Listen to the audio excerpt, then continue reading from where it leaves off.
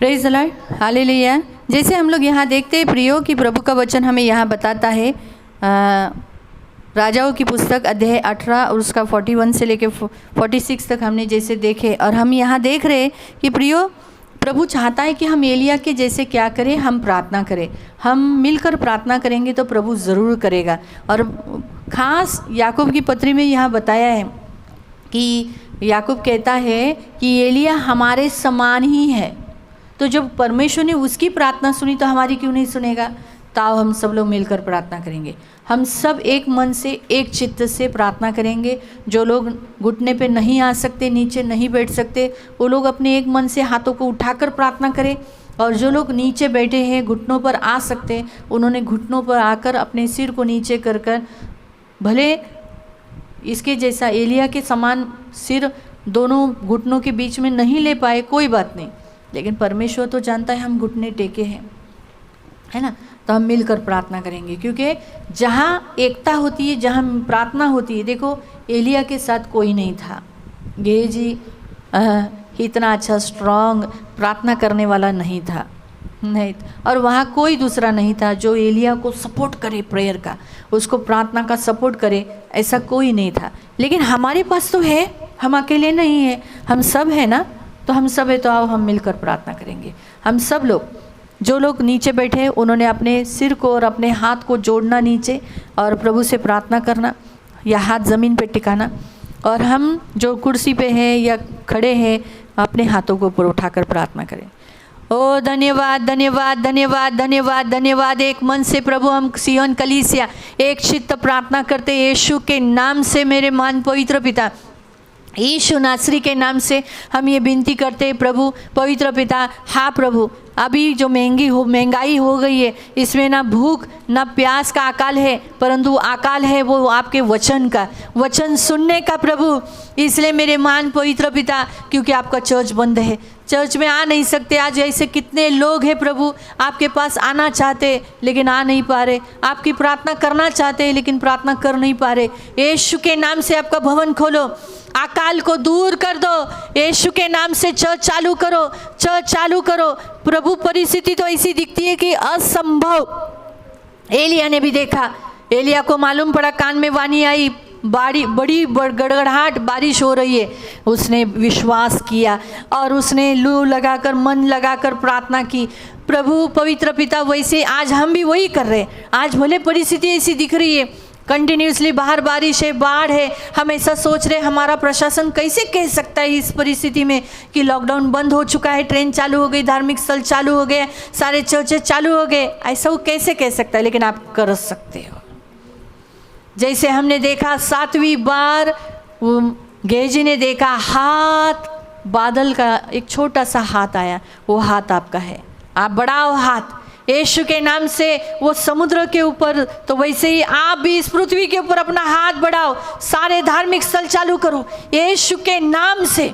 हम सब अगले संडे को चर्च में इकट्ठा हो, हम सब अगले संडे को चर्च में इकट्ठे हो जाए यीशु के नाम से। और आप करोगे, आप करोगे, आप करोगे। अपना हाथ बढ़ाओ, अपना हाथ बढ़ाओ यीशु के नाम से। मेरे प्यारे पिता, धन्यवाद देते, हम विश्वास करते आपने हमारी प्रार्थना सुनी है।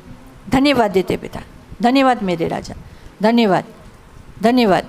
यीशु के नाम से हम रोज इसी रीति से प्रार्थना करेंगे, और 7वें दिन हम घुटने पर आपके भवन में घुटने टेकेंगे। हाँ प्रभु, हम हर एक का घुटना आपके सामने टिकेगा, और हम हर एक जन प्रभु अपने सिर को झुकाए हुए आपसे प्रार्थना करेंगे और धन्यवाद देंगे।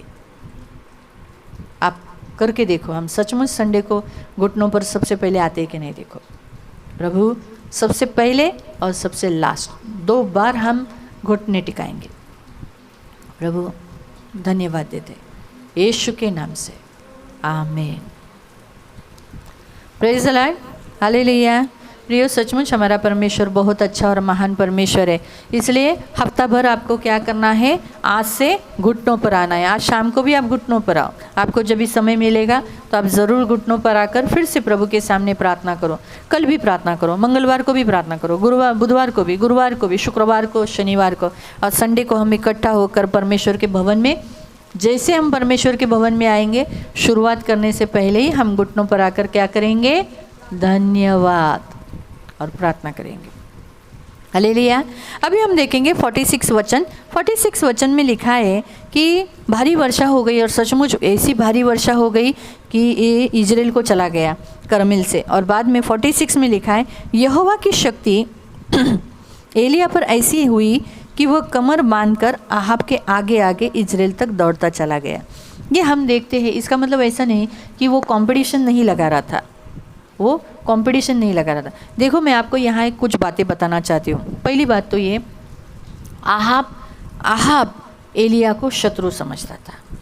आहाब एलिया को अपना शत्रु समझता था, जबकि देखा गया तो आहाब इस्राएल का शत्रु है, क्योंकि उसने इजराइल से शादी करके सारे इस्राएलियों को भटका डाला, और उसमें गट्स भी नहीं था अपनी पत्नी के सामने कुछ बोलने का।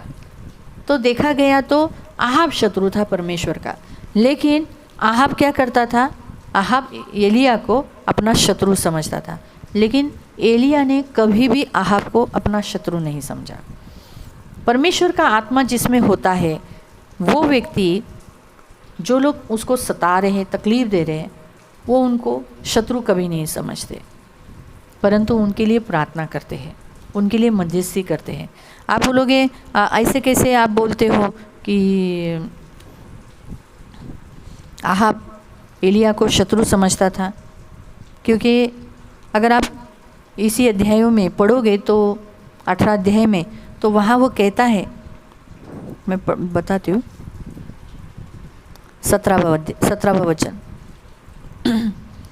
पहला राजा अध्याय 18 उसका 17।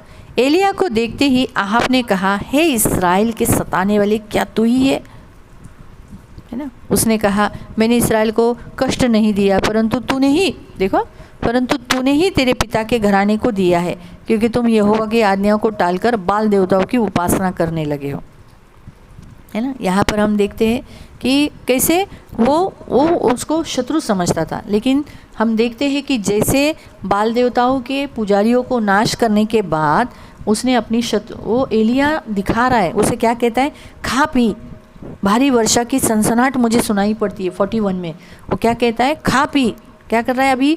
जैसे एलिया ने उन सब किशोन के नाले में ले जाकर उनको मार डाला, तो हम देखते हैं एलिया ने आहाब को कहा, उठकर खा पी, अभी तू एंजॉय कर। यानी वो आनंद से कह रहा है, अभी बारिश होने वाली, अकाल मिटने वाला है।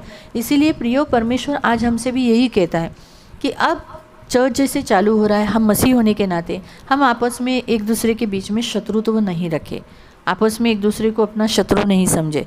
परंतु यहाँ देखा है कि एलिया ने उसे कभी आहाब को अपना शत्रु नहीं समझा। इसलिए यहोवा की शक्ति एलिया पर ऐसी हुई, परमेश्वर का आत्मा उसके ऊपर इतना प्रबल से आया कि देखो कि वो क्या करने लगा? दौड़ने लगा। ये घोड़े पे बैठ के जा रहा था, रथ पे, लेकिन एलिया क्या कर रहा था? पैरों से दौड़ रहा था। आज हमारा परमेश्वर हमसे यही कहता है कि हर एक परमेश्वर के भक्त को परमेश्वर के आत्मा की शक्ति का सहारा लेना है और अपने पैरों पर, टखनों में बल लेना है, गिरना नहीं। एलिया गिरा क्या? नहीं, परंतु क्या किया? वो आहाब से भी आगे गया। आज हमारा परमेश्वर हमें यही बताता है कि अगर परमेश्वर के आत्मा की शक्ति हम पर है ना, तो इस संसार में कितने भी आहाब के जैसे राजा हो, हम उनके आगे रहेंगे, हम उनके आगे जाएंगे और ये हमारे अधीन रहेंगे। संसार के राजाएं हमारी सुनेंगे, हमारे अंडर रहेंगे। इसलिए आज मसीहों के बीच में यहोवा की आत्मा की शक्ति न हो। अभी हम सब पे पवित्र आत्मा है, लेकिन काम नहीं करता है ना। क्यों काम नहीं करता है? क्योंकि हम लोग उपास प्रार्थना नहीं करते, यहोवा के आत्मा को, पवित्र आत्मा को हम मदद नहीं मांगते, उसको काम करने को नहीं देते, हम उससे प्रार्थना नहीं करते, उसे बोलते नहीं, तो कैसे काम करेगा? है ना। आपको मालूम है, परमेश्वर का, यहोवा का आत्मा की शक्ति यानी सामर्थ आता है, तब वो व्यक्ति सेवा कर सकता है। अगर आप लूक अध्याय में और मत्ती अध्याय में पढ़ोगे तो परमेश्वर के आत्मा से भरकर यीशु मसीह उपवास करने के लिए निकले। 40 दिन के उपवास करने के बाद आगे ऐसा लिखा है, पवित्र आत्मा का सामर्थ यीशु मसीह ने पाकर सेवा की। अगर आप पढ़ो वहाँ पर आप मत्ती अध्याय और लूका अध्याय में यीशु की परीक्षा के विषय पर पवित्र आत्मा का सामर्थ्य यानी परमेश्वर की शक्ति, पवित्र आत्मा की शक्ति आई। शक्ति आने से वो इस पृथ्वी पर क्या हुआ, पवित्र जिया। शैतान को नहीं बोल पाया, शैतान को नहीं बोल पाया, इनकार पाप से नहीं कर पाया, वो चल पाया, प्रभु का मार्ग पर चल पाया। आज बहुतायत लोग प्रभु के मार्ग पर चल क्यों नहीं पा रहे? क्योंकि उनके पास यहोवा के आत्मा की शक्ति नहीं है। यहोवा की आत्मा यानी परमेश्वर का आत्मा है, मेरे अंदर है, आपके अंदर है, हम सब में। हम लोग मुंह से बोलते हैं ना यीशु प्रभु है, इसका मतलब हमारे अंदर पवित्र आत्मा है लेकिन काम नहीं कर रहा है, इसलिए हम सेवा नहीं कर पा रहे बराबर से, इसलिए हम बीच बीच में गिर रहे, झगड़ा कर रहे, गाली दे रहे, जलन कर रहे, ईर्ष्या कर रहे। हम पवित्र आत्मा को बोलना चाहिए, प्रभु देख मुझे जलन हो रही है रजनी पे, अच्छा नहीं है ऐसा, मैं ऐसा रजनी पे जलना शोभा देता है क्या? छे प्रभु पवित्र आत्मा मुझे ऐसा नहीं करना, वो मैं उससे बड़ी हूँ, वो मेरी बेटी की एज की है। छे प्रभु कितनी शर्म की बात, दुष्ट मेरे अंदर जलन डालता है, दूर करो। ऐसा हम प्रेयर करना और शक्ति लेना और कार्य में लाना, वो प्रेम, उसको प्रेम कर कर, जलन करके नहीं। जलन ही करेंगे तो फिर शैतान की शक्ति मिलेगी और वो प्रबलता से काम करेगी। यहोवा की शक्ति करना है तो वैसा इस्तेमाल करना पड़ेगा, प्रेयर करना पड़ेगा और फिर वैसे चलना भी पड़ेगा, तब यहोवा की शक्ति का सामर्थ्य चल रहा है ऐसा होगा। इसलिए देखो वो इजराइल से, क्योंकि वो कंपटीशन नहीं कर रहा था आपके साथ, देख तू तो ये घोड़े पे रथ पे जा रहा है, मैं तो देख, ऐसा दौड़ कर वो आगे नहीं गया, इसे दिखाने के लिए नहीं गया, देखा देखा देखा तेरे से ज़्यादा मेरे पास पावर है, क्योंकि उसने कभी आपको शत्रु समझा ही नहीं, इसलिए वो उसे दिखाने के लिए नहीं, परंतु वो बताना, परमेश्वर की इसी इच्छा थी कि आहाब तू भले राजा है लेकिन तुझसे बड़ा है, जिसमें परमेश्वर के आत्मा की शक्ति होती है वो तेरे आगे रहेगा। मालूम, अगर आपको हर क्षेत्र में इस पृथ्वी पर आगे रहना है तो पवित्र आत्मा का सामर्थ्य इस्तेमाल करो। यही यह 46 वचन में कहता है, पवित्र आत्मा से परिपूर्ण होना और पवित्र आत्मा से भरना और पवित्र आत्मा का सामर्थ्य, ये डिफरेंट है। पवित्र आत्मा से परिपूर्ण होने, पवित्र आत्मा हमारे अंदर है, लेकिन सामर्थ्य यानी शक्ति। 40 दिन के उपवास में यीशु को पवित्र आत्मा की शक्ति मिली, इसलिए वो शैतान को लड़ पाया ना, कह पाया ना। 40 दिन होने के बाद इब्लीस आया, मालूम हुआ, इब्लीस आके बोलता है रोटी बना पत्थर को, तब वो बोल पाया नहीं। यीशु को सामर्थ्य मिला पवित्र आत्मा का, शैतान को नहीं बोलने का, मालूम हुआ। तो इसीलिए पवित्र आत्मा का सामर्थ्य बहुत ज़रूरी है। तो पवित्र आत्मा का सामर्थ्य जिस पे होता है ना, वो किसी को भी अपना शत्रु नहीं समझता है, वो सिर्फ उसको ही शत्रु समझता है। उसको मालूम रहता है कौन शत्रु है, शैतान, अंधकार के हाकिम, दुष्ट आत्माएं, आत्मिक सेनाएं जो आकाश में है, उनसे वो हमारे दुष्ट आत्माएं, वो हमारे शत्रु है, दुष्ट आत्मा ही नहीं, वो हमारे शत्रु है, ये हमें मालूम पड़ता है, मालूम हुआ। इसलिए प्रियो 46 वचन यही कहता है, इसलिए पवित्र आत्मा की शक्ति हमेशा मांगो, पवित्र आत्मा के सामर्थ्य से भरो। परमेश्वर ने हमें एलिया के जैसा ही चुना है और एलिया हमारे जैसा ही है, इसीलिए एलिया के जैसा काम करो। तो एलिया कहाँ गया, तो आप कहाँ जाओगे, मालूम हुआ। एलिया कहाँ गया, स्वर्ग। वो भी कैसे गया, उसके लिए अग्निमय घोड़ों का रथ आया और अग्निमय घोड़ों के रथों में कैसे चढ़ा, ऐसा हाथ रख के चढ़ा क्या, नहीं, बवंडर ने उसे उठाया, बवंडर में उठाकर उसने, उस बवंडर ने क्या किया, रथ पर पहुंचा दिया। जिस एलीशा ने उसको पकड़ के रखा था, नहीं छोड़ूंगा नहीं छोड़ूंगा, तुझे छोड़ूंगा ही नहीं, क्या किया, बवंडर आया, बवंडर ने दोनों को अलग किया और उस बवंडर में एलिया को लेकर रथ पे चढ़ा दिया। एलीशा देखता रह गया, हाय मेरे पिता, हाय मेरे पिता बोलता गया। इधर रथ तिलन्या नहीं, एक गाना है कि मैं परमेश्वर के भेजे हुए अग्नि में रथ में जा रहा हूँ। और सच बात है, हमें भी रथ आने वाला है, हम भी जाएंगे। अगर पवित्र आत्मा उठाए जाने से पहले अगर हमारा समय आ गया तो हमें भी परमेश्वर रथ भेजकर हमें ले जाएगा, और अगर नहीं तो हम उठाए जाएंगे, पवित्र आत्मा हमें उठा लेगा, जैसे एलिया उठा लिया गया, मालूम हुआ। इसलिए पवित्र आत्मा की शक्ति चाहिए प्रिय, बहुत ज़रूरी है। पवित्र आत्मा की शक्ति कब आती है?